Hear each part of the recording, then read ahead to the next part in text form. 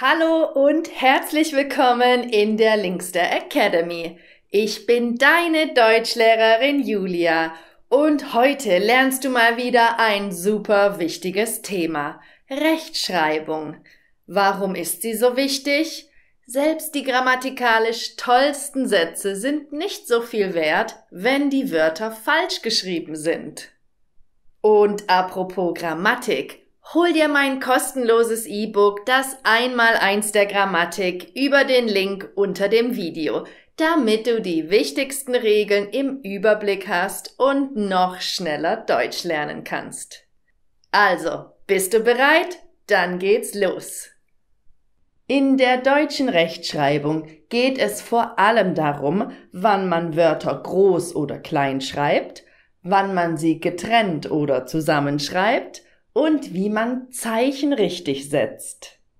Unter letzterem versteht man vor allem Kommaregeln, Punkt, Ausrufezeichen, Fragezeichen etc.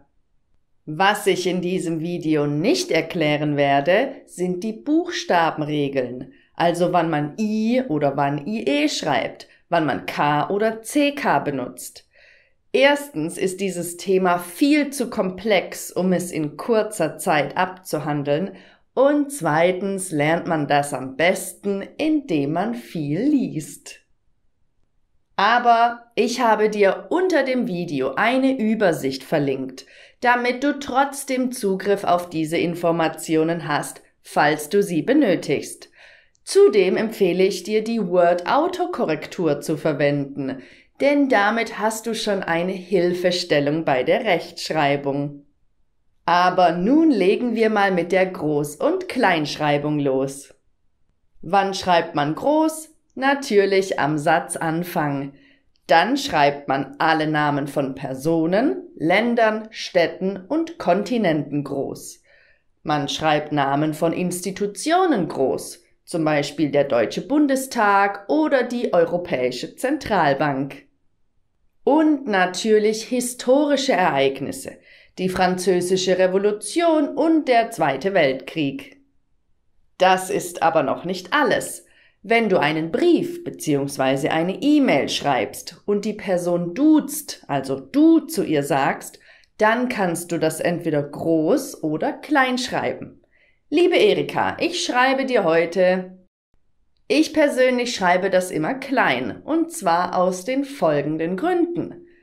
Erstens, man muss sich doppelt konzentrieren, da man jedes Pronomen groß schreibt und auch die Possessivartikel, du, dein, euer, dir, euch etc. Zweitens muss man bei einem Stil bleiben, das heißt entweder alles groß oder alles klein. Man darf es also nicht mischen, das sieht stilistisch sehr unschön aus.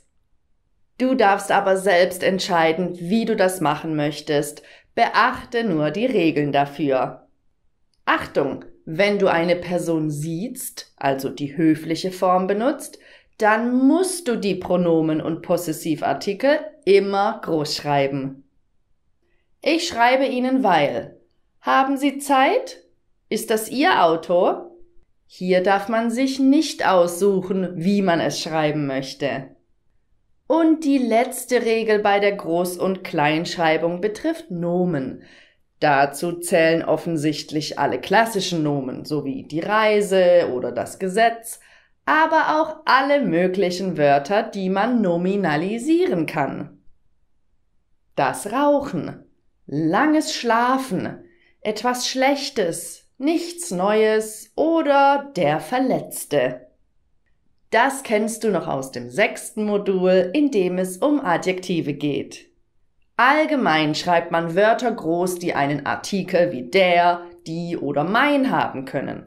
Dazu gehören auch Zahlwörter, die zwei oder der zweite, plus Wörter, die ein sogenanntes Indefinitpronomen wie etwas oder alles vor dem Wort haben. Kommen wir nun zur Getrennt- und Zusammenschreibung. Wir beginnen mit Wörtern, die man zusammenschreibt. Wenn man Nomen zusammensetzt, schreibt man diese auch zusammen. Der Nachttisch, das Wasserglas, der Seiteneingang. Ausnahmen sind Strukturen wie 1 Liter Milch, 2 Kilo Tomaten oder eine Prise Salz. Wenn man Wortgruppen mit einem Infinitiv nominalisiert, zum Beispiel spazieren gehen, wird das zu das Spazierengehen oder das Kuchenbacken. Wir kommen nun zu Kombinationen aus Verb und Adjektiv.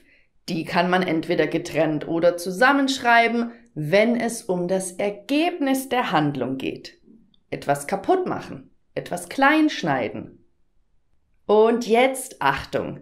Wenn die Kombination aus Adjektiv und Verb eine neue Bedeutung herstellt, zum Beispiel Fernsehen oder eine Datei hochladen, dann schreibt man das zusammen.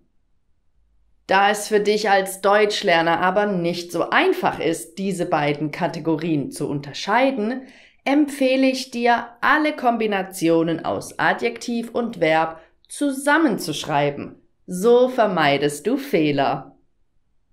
Nun kommen wir zu Wörtern, die man getrennt schreibt. Wenn man zwei Verben miteinander verbindet, schreibt man sie meistens getrennt. Schwimmen lernen, spazieren gehen, jemanden kommen sehen. Man kann Verben in manchen Fällen auch zusammenschreiben, allerdings sind die Regeln dafür etwas zu kompliziert und deshalb an dieser Stelle nicht nötig. Wenn du sie getrennt schreibst, dann kannst du eigentlich nichts falsch machen. Alle Verbindungen mit dem Verb sein schreibt man immer getrennt. Fertig sein, zusammen sein, etc. Das gilt auch für Verbindungen aus Nomen plus Verb. Radfahren, Klavier spielen, Bier trinken und so weiter. Aus manchen Kombinationen haben sich eigenständige Verben entwickelt. Die schreibt man zusammen, zum Beispiel leid tun oder teilnehmen. Was man übrigens auch zusammenschreibt, sind Zahlen. 340, 7628 und so weiter. Wenn die Zahl jedoch größer ist als 1 Million, dann schreibt man sie getrennt. 2.400.000. Das braucht man aber eher selten. Zum Abschluss schauen wir uns an, wie man Zeichen richtig setzt. Beginnen wir mit dem Punkt. Der ist am einfachsten, denn den setzt du am Ende eines Satzes. Achtung, wenn es kein Prädikat gibt, ist es in der Regel auch kein Satz. Der Supermarkt um die Ecke mit den leckeren Bananen. Wenn sowas alleine steht, setzt du keinen Punkt. Das ist zum Beispiel ganz typisch für Überschriften von Texten, denn das sind meistens keine Sätze, sondern nur Phrasen und daher brauchen sie auch keinen Punkt. Das Fragezeichen sollte auch klar sein, das benutzt du am Ende einer Frage, außer es handelt sich um eine indirekte Frage. Das haben wir ja schon im 7. Modul behandelt. Das Ausrufezeichen steht vor allem hinter Aufforderungen an andere Personen.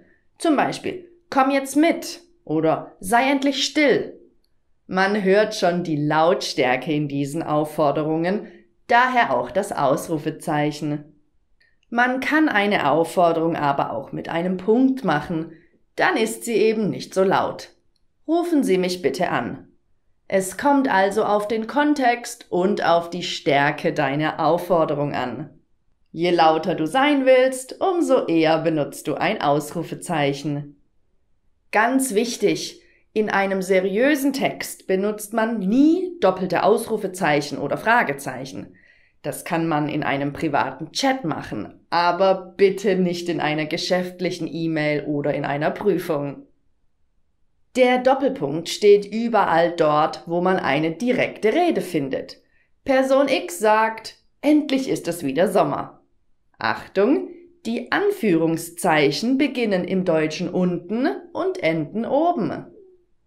Man braucht den Doppelpunkt aber auch vor Aufzählungen oder allgemein dort, wo man weitere Infos geben möchte. Simon hat 3 Autos, einen BMW, einen Opel und einen Ford. Achtung, da hier nach dem Doppelpunkt kein Prädikat folgt, braucht man auch keinen Punkt nach Ford. Es ist kein Satz. Allerdings braucht man ihn, wenn es ein Satz ist. Simon hat 3 Autos. Er fährt einen BMW, einen Opel und einen Ford. Was ist ein Semikolon? Man nennt es auch Strichpunkt. Man sagt, dass das Semikolon nicht so stark ist wie ein Punkt, aber auch nicht so schwach wie ein Komma. Es ist also eine Mischung. Man benutzt es sehr viel weniger als einen Punkt oder ein Komma und es gibt keine festen Regeln der Verwendung, aber man findet es oft in Sätzen, die inhaltlich zusammengehören. Es regnete den ganzen Tag. Trotzdem ging sie ohne Schirm vor die Tür. Diese beiden Sätze haben eine inhaltliche Verbindung und können deshalb durch ein Semikolon getrennt werden. Aber auch ein Punkt wäre hier in Ordnung. Weitere Wörter, die auf ein Semikolon folgen, sind denn, doch, darum, daher, aber, deswegen, deshalb. Allerdings wäre hier auch ein Komma möglich. Ich wäre mit dem Semikolon vorsichtig und würde es nicht zu oft verwenden. Nun kommen wir zu dem Satzzeichen, das euch bestimmt alle am meisten interessiert. Das Komma. Und das ist nicht nur für Deutschlerner eine große Schwierigkeit, sondern auch für Muttersprachler. Viele setzen es nach Gefühl und dann stehen da Kommas, wo gar keine sein sollten.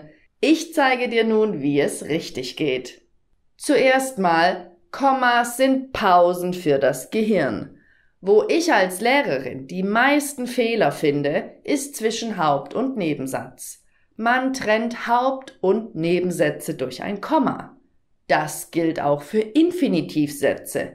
Ich lerne Deutsch, um in Deutschland zu studieren. Dem Komma ist es egal, ob der Hauptsatz vorne oder hinten steht. Also überall, wo du ein Prädikat findest, hast du einen Satz. Wenn du ein zweites Prädikat findest, dann weißt du, dass du diese beiden Sätze trennen musst. Die Kinder haben in der Schule gelernt, wie man Kommas richtig setzt. Du siehst, 2 Prädikate, in der Mitte das Komma. Wenn du 2 Hauptsätze verbindest, kannst du ein Komma setzen, wenn die Sätze sehr lang sind. Du musst ein Komma setzen, wenn danach aber und sondern steht. Ich spreche kein Russisch, aber Spanisch. Der Termin ist nicht am Mittwoch, sondern am Freitag. Wenn du eine Aufzählung machst, brauchst du Kommas, um die Begriffe voneinander zu trennen. Ich kaufe Eier, Milch, Mehl und Zucker. Zwischen den letzten beiden Begriffen setzt man in der Regel kein Komma, sondern eine Konjunktion wie und. Wo darf ein Komma nicht stehen? Ich sehe das oft bei Deutschlernern, die das aus dem Englischen übernehmen. Normalerweise gehe ich mittwochs zum Sport. Wegen des starken Regens musste das Auto stehen bleiben. Das geht im Deutschen nicht. Auch hier kannst du dich ganz einfach an die Regel halten. Wenn es ein Prädikat gibt, dann ist es ein Satz und dann trennt man ihn von einem anderen Satz mit einem Komma. Siehst du in den Beispielen ein Prädikat vor dem Komma? Nein? Dann steht da auch kein Komma. Ja, das sind die wichtigsten Zeichen in der deutschen Sprache. Man muss das Ganze natürlich gut üben und beim Lesen immer darauf achten, wie Wörter geschrieben und wann Zeichen gesetzt werden. Das schaffst du. Ich wünsche dir weiterhin ganz viel Erfolg beim Lernen und sag Tschüss. Bis zum nächsten Video, deine Julia.